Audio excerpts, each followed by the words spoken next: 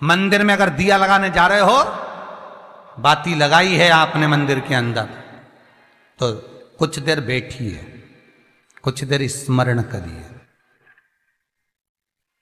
हमारे यहां तो यहां तक कहा गया है कि किसी मुर्दे को अगर जलाया भी जाता है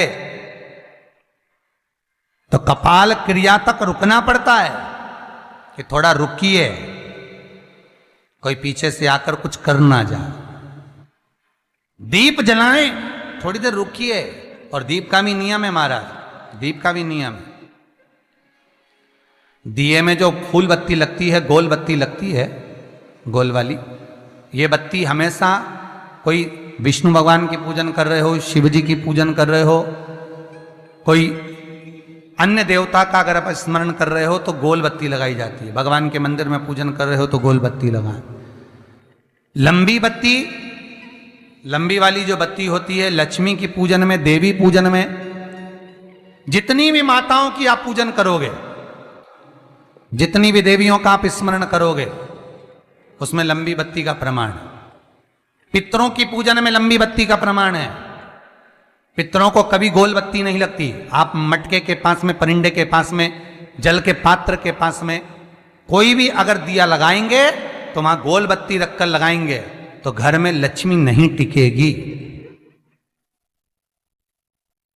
कई लोग कहते हैं कि परिंदे के पास, मटके के पास में, पानी के स्रोत के पास में जहां जल भरते हैं, हंडा रखते हैं, टंकी रखते हैं, वहां पर मटके के पास बत्ती लगाओ, दिया लगाओ, पितर शांत रहेंगे। तो पितरों को शांत करो, मना नहीं है, पर दिया लगाने का नियम है कि पितरों को अगर आप दिया लगा रही हो मटके के पास, परिंदे के पास, या अमावस्या के दिन पितरों के लिए अगर दीप लगा रही हो तो गोल बत्ती अगर लगाओगी तो कार्य कभी सफल नहीं होगा। धन आएगा जाएगा, टिकेगा नहीं। इसलिए पितरों के लिए अगर दिया लगाना है, पूर्वजों के लिए दिया लगाना है, पितरों के लिए अगर दीप लगाना है तो लंबी बत्ती लगाइए, लंबी बत्ती। महाराज लंबी बत्ती का प्रमाण हमारे यहां शास्त्र करते, गोल बत्ती का प्रमाण। और सुंदर चरित्र कहा, यदि आपके जीवन में बहुत ज्यादा लक्ष्मी से तकलीफ है, कष्ट बहुत ज्यादा है, या इसलिए शायद कहा जाता है कि भगवान को सर्वश्रेष्ठ कौन सा चंदन अच्छा लगता है। आपको पहले भी कथा में कहा, आगरा की कथा अगर किसी ने सुनी होगी तो उसमें वर्णन किया। भगवान को सर्वश्रेष्ठ चंदन कौन सा, भगवान को सर्वश्रेष्ठ चंदन कौन सा प्रिय है, वो कौन सा चंदन है जो भगवान विष्णु को लगाएं, राम को लगाएं, कृष्ण को लगाएं, वो कौन सा चंदन है जो श्री हरि को लगाया जाए। तो जीते जी भगवान विष्णु एक बार गले लगाते हैं, उसको कहते हैं हरि चंदन। कौन सा चंदन है? हरि चंदन। हरि चंदन बाजार में नहीं मिलेगा, हरि चंदन आपको बनाना पड़ेगा। कैसे बनाना है?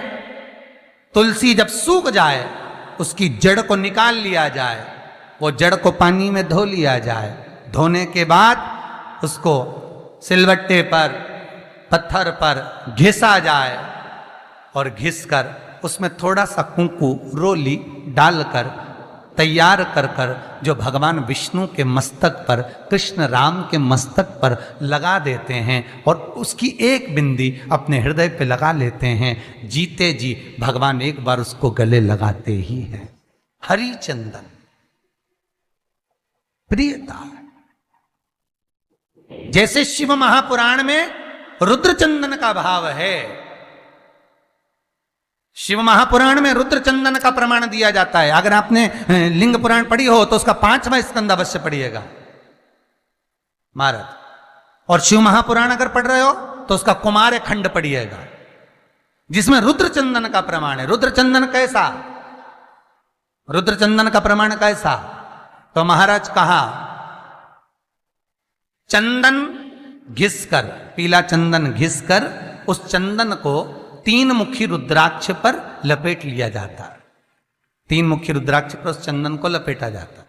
लपेटोगे उसके बाद उसको ऐसा गोल करोगे तो एकदम चिकना हो जाएगा, एकदम चिकना, ठीक है, एकदम चिकना हो जाएगा। और उस चंदन को आप शिवरात्रि के दिन, और कोई से भी महीने की शिवरात्रि, किसी भी महीने की हो, सब फलदायी होती है।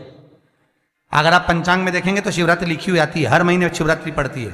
किसी भी महीने की शिवरात्रि पर रुद्र चंदन, अर्थात जो चंदन का आपने 3 मुखी रुद्राक्ष में लेपन करा है, उसका गोला बनाया है, वो चंदन अच्छा मोटा मोटा कर लेना, अच्छा बढ़िया, ऐसा नहीं कि थोड़ा बहुत ही लगाओ, पूरा रुद्राक्ष दिखना नहीं चाहिए, पूरा लपेट कर उसको शंकर के शिवलिंग पर ले जाकर रख दीजिए, और फिर धीरे धीरे शंकर भगवान का जल अभिषेक करना प्रारंभ कर दीजिए। वो चंदन पूरा धीरे धीरे शंकर के शिवलिंग पर डलना चाहिए।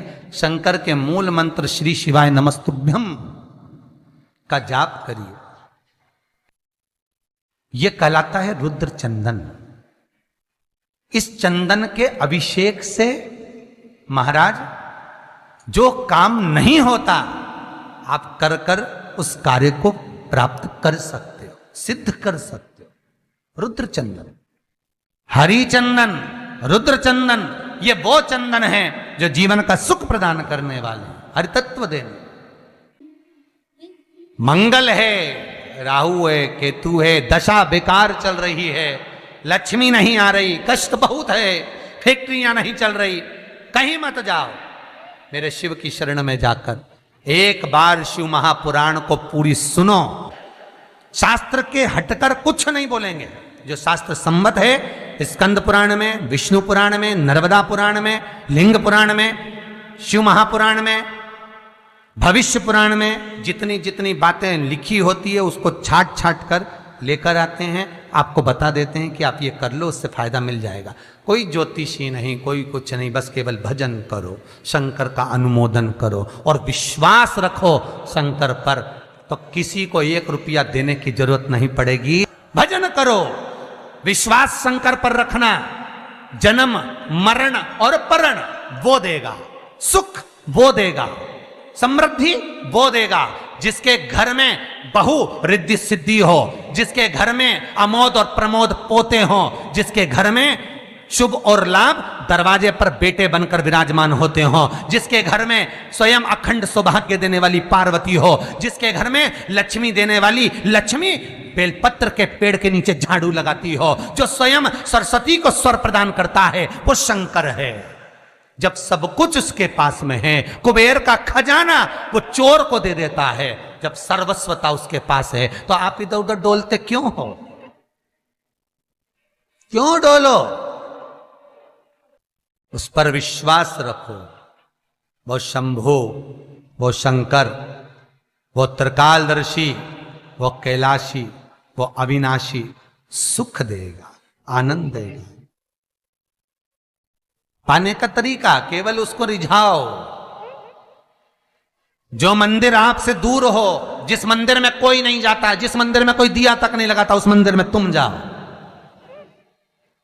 और उस मंदिर में एक दिन जाकर प्रकाश कर कर आना, एक बार दिया जला कर आना, मंदिर की सफाई करी आना, शंकर जी पे जल चढ़ाकर उनको स्नान कराकर, कोई पत्ती पेड़ पौधे की पास में हो तोड़ के चढ़ाए आना।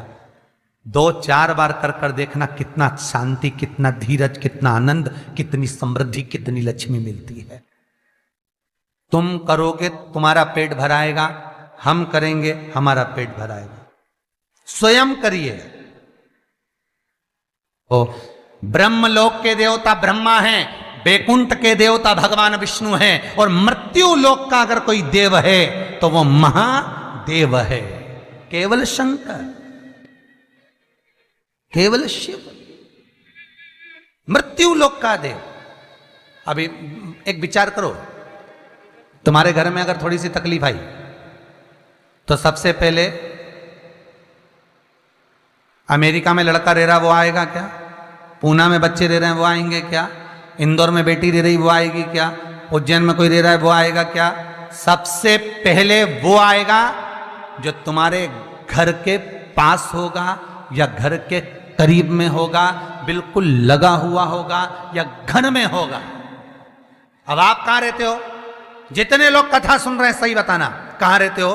पृथ्वी पर मृत्यु लोक में रहते हो। और पुकार किसको रहे हो? ब्रह्मलोक में। पुकार किसको रहे हो? बैकुंठ लोक में। पुकार किसको रहे हो? इंद्रलोक में। और जो घर के घर में रह रहा है, जो तुम्हारे पास में रह रहा है, जो मृत्यु लोक में रह रहा है, उसको तो बुला ही नहीं रहा। कई लोग कहते हैं मृत्यु लोक।